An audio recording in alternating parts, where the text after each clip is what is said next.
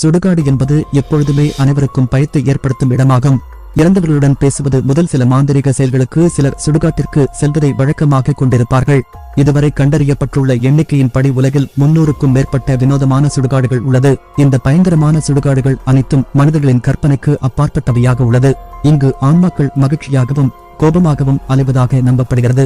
இந்த பதிவில் உலகின் பயங்கரமான சுடுகாடுகள் என்னென்ன என்று வினோதமான சுடுகாடு நகரும் சவப்பெட்டிகளின் இடமாக கருதப்படுகிறது. பாரம்பரிய நம்பிக்கைகளின் படி சீல் செய்யப்பட்ட இந்த சுடுகாடு ஒவ்வொரு முறை திறக்கும் போதும் அங்கு இருந்த சவப்பெட்டிகள் இடம் மாறியிருந்தது கண்டறியப்பட்டது. செயின்ட் லூயிஸ் கல்லறை. இந்த சுடுகாடு மர்மமானது என்று கூறப்பட காரணம் இங்கு பாதிரியாரின் ஆண்மகள் பல்வேறு சந்தர்ப்பங்களில் துளியும் தொடர்பில்லாத நபர்களால் அடையாளம் காணப்பட்டது. பாதிரியார் தனது மகளுடன் இரவு முழுவதும் கல்லறையை சுற்றி வருவதாக பலரும் கூறியுள்ளனர். ப்ரூகுட் கல்லறை. இந்த வினோதமான கல்லறை லண்டன் நெக்ரோபோலிஸ் என்றும் அழைக்கப்படுகிறது. தனிமையில் பார்ப்பதற்கு இந்த இடங்கள் சரியான இடமல்ல, ஏனெனில் இறந்தவர்களின் குரல்கள் மிகவும் சத்தமாக கேட்கப்படுவதாக கூறப்படுகிறது. இது உங்கள் பயத்தை அதிகரிக்கும். கடகோம்போஸ் ஆஃப் பாரிஸ் சுடுகாடு. உலகின் மிக மோசமான மற்றும் பழமையான சுடுகாடு இதுவாகும். இந்த கடகோம்போஸ் நகரின் அடியில் அமைந்துள்ள சுவர்களில் ஆயிரக்கணக்கான மண்டை ஓடுகள் மற்றும் பிற எலும்புகள் உள்ளன.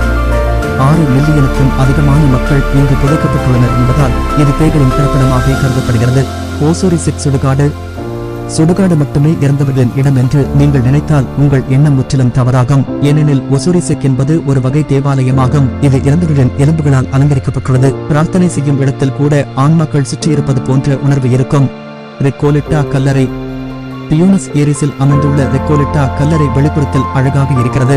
ஆனால் இந்த ரெக்கோலிட்டா கல்லறையை சுற்றி இருக்கும் மர்மம் என்னவெனில் இந்த இடம் முழுவதும் பேய்களால் சூழப்பட்டுள்ளது. உயிருடன் புதைக்கப்பட்ட ரிப்பினா கம்பசரிஸ் என்ற இளம் பெண்ணும் தற்கொலை செய்து கொண்ட இரவு காவலாளியான டேவிட் அலினோவும் இன்று வரை ரெக்கோலிட்டா கல்லறையில் உலவுவதாக மக்கள் கூறுகின்றனர். ஆக்டோன் துணிச்சல் முட்டாலிஸ் சுடுகாடு. பெலிசில் உள்ள புதைகுழி போன்ற இந்த குகை தைரியமானவர்கள் மட்டுமே செல்ல வேண்டிய இடமாகும். இங்கு வந்தவர்கள் அறைகள் முழுவதும் சிதறிய எலும்புக்கூடுகள் வழியாக நடந்து வர வேண்டும். இந்த எலும்புக்கூடு உயிரை தியாகம் செய்த ஒரு டீனேஜ் பெண்ணுடையது. அவரின் எலும்புகள் அங்கு பதிக்கப்படுத்தப்பட்டுள்ளது.